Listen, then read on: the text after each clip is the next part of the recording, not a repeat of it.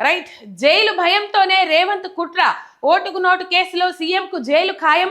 తప్పించుకునేందుకే forensic lab దహనం. దేవుళ్ళని మోసం చేసిన గనుడు రేవంత్ రెడ్డి మెదక్ జిల్లాకు రావాలంటే ఆయనకు వణుకు. 2 ఏళ్లలో ఎగవేతలు తప్ప చేసింది ఏమీ లేదు. బూతు ముఖ్యమంత్రికి ఓటుతో బుద్ధి చెప్పాలి. ఎన్నికల ప్రచార సభల్లో హరీష్ రావు ఫైర్ అని చెప్పేసి ఇక్కడ వార్త కనబడతా ఉన్నది. అండ్ హరీష్ రావు రికార్డు సృష్టించిండ్రు. ఒకటే రోజు మొత్తం మీద ఎన్ని 15 సభలు నిర్వహించారు ఉమ్మడి మెదక్ జిల్లాలో. 17 కార్నర్ మీటింగ్స్ పెట్టి 15 ఒక్కటే రోజు 15 కార్నర్ మీటింగ్స్ పెట్టి రికార్డు సృష్టించిండ్రు మాజీ మంత్రి హరీష్ రావు గారు. అండ్ ఇంకొక ముచ్చట ఏంటంటే ఈ ఓవరాల్గా ఈ ఎలక్షన్కి సంబంధించి ఓవరాల్గా అలుపెరగక అవిశ్రాంతంగా 6 రోజుల్లో 40 సభలు రచ్చబండ చర్చా వేదికలతో వినూత్నంగా ప్రచారంలో హరీష్ రావు దూకుడు. బీఆర్ఎస్ శ్రేణుల్లో జోష్ అని చెప్పేసి ఇక్కడ చూస్తా ఉన్నాం. దాదాపు 6 రోజులు 40 కార్యక్రమాలను నిర్వహించిండ్రు వినూత్నంగా. రచ్చబండ టైప్ అంటే అందరినీ కూర్చోబెట్టి చుట్టూతా కూర్చోబెట్టి మధ్యలో వాళ్ళు కూర్చొని మాట్లాడిర్రు. అవి ఒక స్పెషల్ ఆకర్షణగా నిలిచినాయి అని చెప్పుకోవాలి.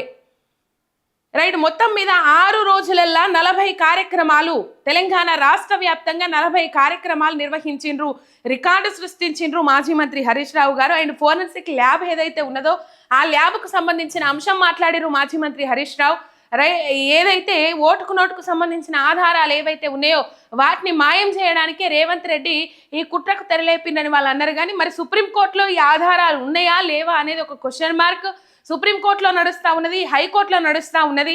హైకోర్టులో అయినా ఉండాలి ఓటుకు నోటుకు సంబంధించిన ఆధారాలు, సుప్రీంకోర్టులో అయినా ఉండాలి. మరి దీని మీద రేవంత్ రెడ్డి ఇంతవరకు ఏం స్పందించలే. కాంగ్రెస్ పార్టీ నాయకులు కూడా ఎవరు స్పందించలే. రైట్. మొత్తం మీద ఈ ఓటుకు నోటు కేసుకు సంబంధించిన ఆధారాలు అయితే అటు సుప్రీంకోర్టు ధర్మాసనం దగ్గరనైనా ఇటు హైకోర్టు ధర్మాసనం దగ్గరనైనా ఉండాలి. కంపల్సరీ ఉంటాయనే నేను అనుకుంటున్నా. ఇక మరి ఇక్కడ కాలబెట్టినంత మాత్రాన అక్కడ లేకుండా పోవా అనేది మాత్రము అది కరెక్ట్ కాదు. మొత్తం మీద ఇక్కడ ఫోరెన్సిక్ ల్యాబ్ తగలబడిపోయినంత మాత్రాన. కానీ ఫోరెన్సిక్ ల్యాబ్ ఈ ఓటుకు నోటు కేసుకు సంబంధించిన ఆధారాలు ఏవైతే ఉన్నాయో ఆ ఆధారాలు మొత్తం గాలిపోయినాయి అని చెప్పేసి చెప్తున్నారు.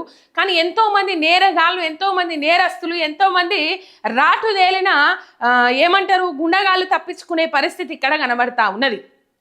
ఎక్కువగా మర్డర్స్ అండ్ రేప్స్కు సంబంధించిన ఆధారాలే అక్కడ ఉన్నాయి. ఖాళీ బూడిదైపోయినాయి. ఎక్కువగా వచ్చేటి అవే 2015 నుంచి. ఇక్కడ స్పెషల్ ఏంటంటే 2015 నుంచి ఇప్పటిదాకా ఉన్న ఆధారాలన్నీ కాలిపోయినాయి. 2023 దాకా ఉన్న ఆధారాలన్నీ కాలిపోయినాయి అని చెప్పడమే ఒక స్పెషల్ పాయింట్ ఇక్కడ అర్థం చేసుకోవాలి. ఆయన ఎటువంటి నష్టం జరగలేదని చెప్పేసి ముందుగాల ప్రెస్ మీట్ పెట్టి చెప్తారు. తర్వాత అన్ని ఖాళీ బూడిదైపోయినాయి అని చెప్పేసి తర్వాత చెప్తారు. మరి ఇక్కడ ఎవరు గేమ్ ఆడుతూ ఉన్నారు, ఎవరు డ్రామా ఆడుతూ ఉన్నారు అనేది తెలియాలి. కంపల్సరీ ఇది అధికార పార్టీ కావాల్సుకొని చేసిండ్రు, రేవంత్ రెడ్డి కావాల్సుకొని చేసిరు అని చెప్పేసి ప్రధాన ప్రతిపక్షమైన బీఆర్ఎస్ పార్టీ నాయకులు ఆరోపిస్తున్న ముచ్చట. రైట్. నిన్న కేటీఆర్ మాట్లాడిన ముచ్చట. పాతాళంలో దాక్కున్న వదలాం. రేవంత్ నీకు 2 ఏళ్లే టైం, నెక్స్ట్ వచ్చేది మేమే. కేసీఆర్ను తిడితే ఊరుకునే ప్రసక్తే లేదు. బీఆర్ఎస్ కార్యకర్తల జోలికి వస్తే ఖబర్దార్. తెలంగాణలో ఎగరబోయేది గులాబీ జెండానే. అనుముల రేవంత్ కాదు లాగుల తొండల్ రెడ్డి. హామీలపై కాంగ్రెస్ను గల్లాబట్టి అడుగుతాం. అమలు చేయకపోతే వీపు చింతపండు చేసుడే. మున్సిపల్ ఎన్నికల్లో కాంగ్రెస్ గల్లంతవ్వాలి. బీఆర్ఎస్ వర్కింగ్ ప్రెసిడెంట్ కేటీఆర్ పిలుపు. భూపాలపల్లి పరకాల మానుకోటలో ప్రచారం అని చెప్పేసి ఇక్కడ వార్త చూస్తా ఉన్నాం. రైట్. రేవంత్ రెడ్డి భాష ఎవరు ఒప్పుకుంటలేరు, ఎవరు అంగీకరిస్తలేరు. కానీ వీళ్ళు కూడా వాళ్ళ బాటలో పోతా అంటే కరెక్ట్ కాదు, పద్ధతి కాదు అనేది చాలా మంది జనాల ఒపీనియన్. రేవంత్ రెడ్డి భాష మీద కంప్లైంట్ చేసిర్రు ఆల్రెడీ. రేవంత్ రెడ్డి బూతుల మీద హైకమాండ్ ఫుల్గా సీరియస్గా ఉన్నది. ఇదేం భాష, ఈ విధమైన భాష ఎందుకు మాట్లాడుతూ ఉన్నాడు అని చెప్పేసి ఫుల్ సీరియస్ అయిందట, ఫుల్ గుస్సా అయిందట. ఇక ఫుల్ గుస్సా అవుడు ఎవరినన్నా పక్కనలను పిలిచి చెప్పుడు. కానీ రేవంత్ రెడ్డిని అయితే స్వయంగా పిలుచుకొని నువ్వు ఇట్లా మాట్లాడకు బాపు, ఈ భాష మంచిది కాదు, ఈ భాష మంచిది కాదు, ఆరోగ్యానికి అసలే మంచిది కాదు, మంచి వాతావరణానికి అసలే మంచిది కాదని చెప్పేసి హెచ్చరికలు జారీ చేసింది అయితే లేదు. ఈ లీకులు మాత్రం వస్తాయి. రేవంత్ రెడ్డి మీద గుస్సా అయింది హైకమాండ్, సీరియస్ అయింది అని చెప్పేసి. రేవంత్ రెడ్డి భాష మనం చూసినాం. ఏజ్లో పెద్దోళ్ళు తెలంగాణ రాష్ట్రం కోసం కొట్లాడినోళ్ళు, పేగులు దిగేదాకా తెలంగాణ రాష్ట్రం కోసం పరితపించిన వాళ్ళు, ప్రత్యేక తెలంగాణ రాష్ట్రాన్ని సాధించడానికి అహర్నిశలు కృషి చేసిన వాళ్ళు.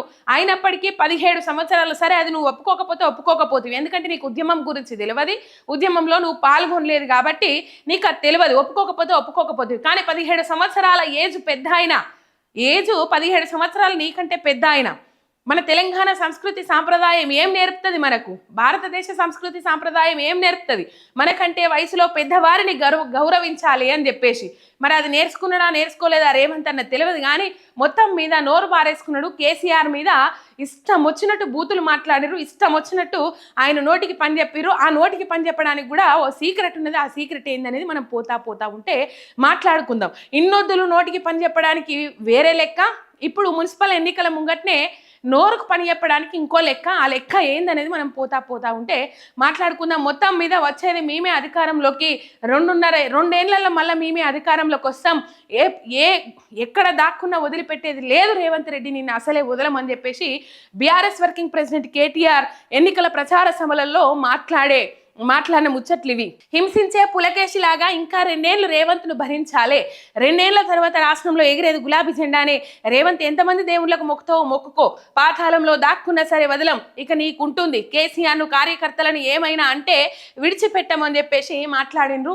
మమ్మల్ని ఏమైనా అను, కానీ కేసీఆర్ జోలికి పోతే మాత్రం ఇడిచిపెట్టేది లేదు, వదిలిపెట్టేది లేదు. తిడితే మమ్మల్ని తిట్టు, కానీ కేసీఆర్ జోలికి, కార్యకర్తల జోలికి పోతే మాత్రం ఊకునేది లేదు, సహించేది లేదు అని చెప్పేసి బీఆర్ఎస్ వర్కింగ్ ప్రెసిడెంట్ కేటీఆర్ హెచ్చరికలు జారీ చేసిండ్రు. అండ్ నిన్న మాట్లాడుకుంటా మాజీ మంత్రి హరీష్ రావు కూడా రేవంత్ రెడ్డికి సురుకులు పెట్టిండు. పోలీసు వాళ్ళ విధానాలను ఎండగట్టిండ్రు. పోలీసు వాళ్ళు మీరు రాజ్యాంగాన్ని తుంగలో దొక్కకండి, వాళ్ళు కాళ్ళ మీద కొట్టమంటే మీరు నేల మీద కొట్టినట్టు చేయండి, కానీ అనవసరంగా కార్యకర్తలను ఇబ్బంది పెట్టద్దు, కార్యకర్తలను గోసగుచ్చుకోవద్దు అని చెప్పేసి